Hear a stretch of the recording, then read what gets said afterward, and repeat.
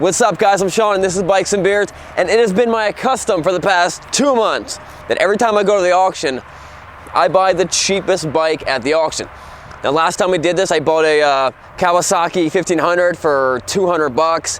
We did a video about it. It was great. It was a lot of fun. We got it running within a couple minutes. And then after, if people stayed to the end of the video, I said that I was gonna accept the coolest, unique, most fun trade I could see at the end of the video. Well, not even just the best trade for me. And I got tons of comments, a bunch of cool trades. We ended up taking a trade. A guy came from Indianapolis or Indiana. He came from far away to give us $700 and a whole lot of beer. I ended up giving almost all that beer away because I don't drink very much beer. But you might want to stay to the end of this video. This is what I got. There's a lot of cool stuff at the auction. A lot of things I thought I was gonna buy, and then I ended up getting this awesome 1985 Honda Shadow 500 for $125. $125. Yo, what can you buy for $125? You can buy 125 cheeseburgers off the dollar menu. You could buy a pair of cheap Michael Jordan shoes. You could buy a cheap, crappy motorcycle helmet. You could buy one of those front tires, which I might need to buy because they look, I don't know, they're not great, but you could buy the greatest pair of M1 motorcycle gloves in the world. Or, Josh, what would it cost to spend a one day with you? Does it cost to spend one day with me? Yeah. Probably like 25 cents. So you could spend, for $125, you could spend like an entire year with Josh. Basically, yeah, I'm a pretty cheap guy. Wow, amazing. Or, if you were a dealer, you could have bought this. Let's bring it inside. We're gonna talk more about this thing. We're gonna try to get it running. It's freezing cold outside. So the 1985 Honda Shadow was actually a pretty big deal back in the days. So big of a deal, they even had its own 1980s commercial. Let's check it out. Want to clear out a room full of guys in a hurry? Try this.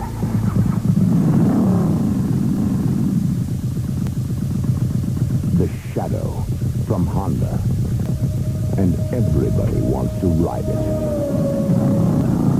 Now, you know who's in charge. This bike was so bad that even the tough biker guys not only wanted the bike, you made them jealous because they didn't have your Honda Shadow and that girl that got on the back. I actually, when the girl was walking out, I thought the whole video was setting up for that the girl was gonna be riding the bike. And I'm like, no, I bought a girl's bike. But no, it's the manliest bike. This is for guys that play pool in biker bars. So this bike was actually a pretty impressive bike back when it came out. It had overhead cams. This was a 6-speed transmission.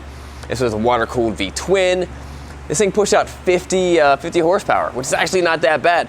Actually, the brand new 2020 Honda Rebel 500 pushes out a little bit less than 50 horsepower. Now, if you notice, this bike's pretty similar looking to the Honda Magna, which I've got a Honda V45 Magna, but it's a lot simpler. So instead of having 4 carburetors, it only has 1 carburetor, which is gonna save you a lot of money when the thing has to get rebuilt. I'm dealing with it right now. My Honda Magna, we spent like 10 hours cleaning the carburetor, and we're still working on it right now. So this is actually my first shot of actually really looking at the bike and seeing what I bought.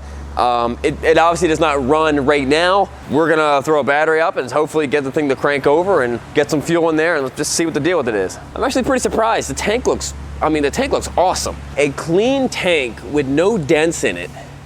I mean, it's wet. I think it's a little more faded looking, but a tank that looks this good is fairly valuable. You know, 300 bucks on eBay. That hole, that's a little scary. I'm not sure what the deal with that is. Let's see if we got brakes.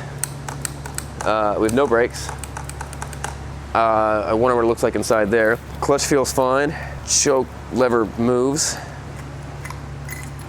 Let's cut this off, see what the tank looks like inside. Holy cow. That is clean looking.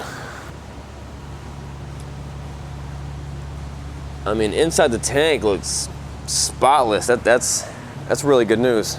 I mean, assuming that this bike does not have catastrophic engine failure, it's a pretty decent looking bike.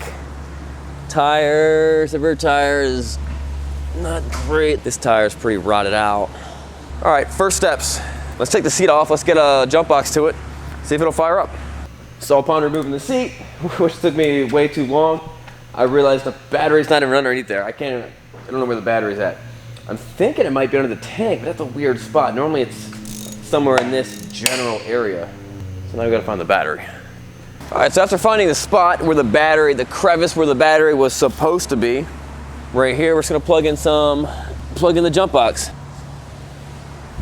Now, hopefully, when we put the key in the ignition, this thing comes to life. No. That was kind of supposed to be like my big moment, like everything lights up and starts to do things. So, upon further investigation, I've got a fuse that looks like butt. That guy. Chet started with something like this, and it's just a fuse. And then the bike just sat, and let's see if we can get that thing apart. And there is kind of your problem. Alright, so all I gotta do is figure out how to rewire this confangled mess. And I think I can get this thing to start. Let's see if I can get that done.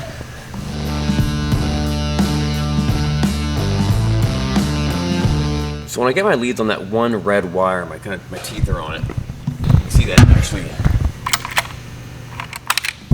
opens up the function of the bike and the high beams. It's not going to start because it doesn't have enough power going through there. But I think if I put these leads, put my battery right to the other side of this starter solenoid, I think we can get it to crank over. Now it doesn't actually solve the problem, but it will let us know whether the bike has the ability to crank over or not.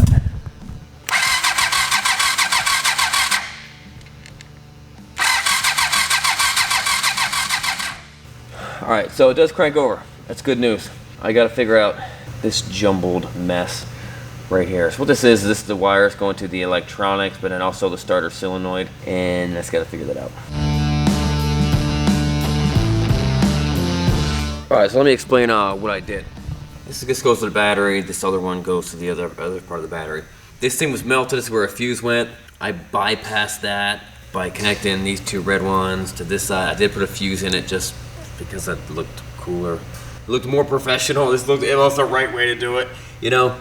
And if all goes well, when I turn the key, the light should turn on and the starter should work. Let's see how this goes. All right.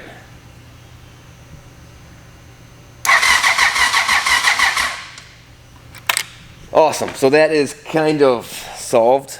We can put that back together and now figure out what check the carbs, get some fuel in there, and see if we can fire this thing up. All right, so we got the thing to crank over. All the electronics are working. Let's pour some fuel in here. I pulled one of the plugs out. It looked brand new. So next step is, let's see if we can get this thing to run.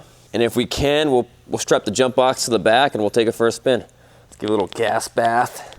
It's always good to soak the whole bike with gas before you take it for a spin. And when you soak the bike with gas, make sure you get the electronics also, because they need to be covered in gas too. That's gonna catch on fire. Shoot. All right, let's see what happens. Put the choke on. Let's see if we can spray some fuel in the intake.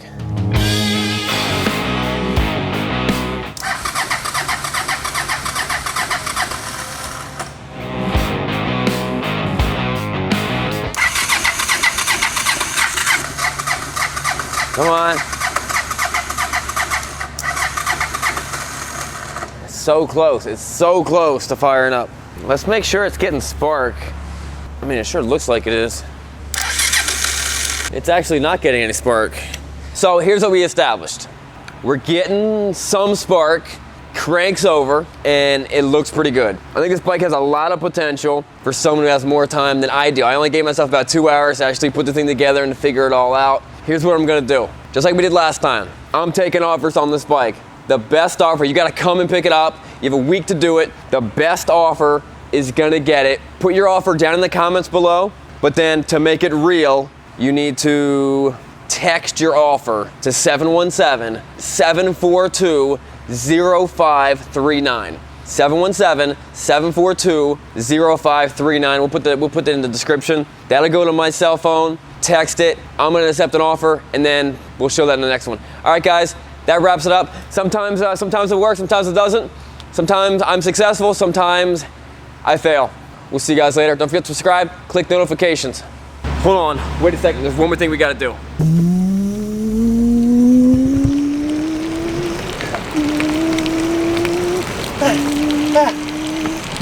Come on, man, we gotta get the thumbnail good, come on. Go faster.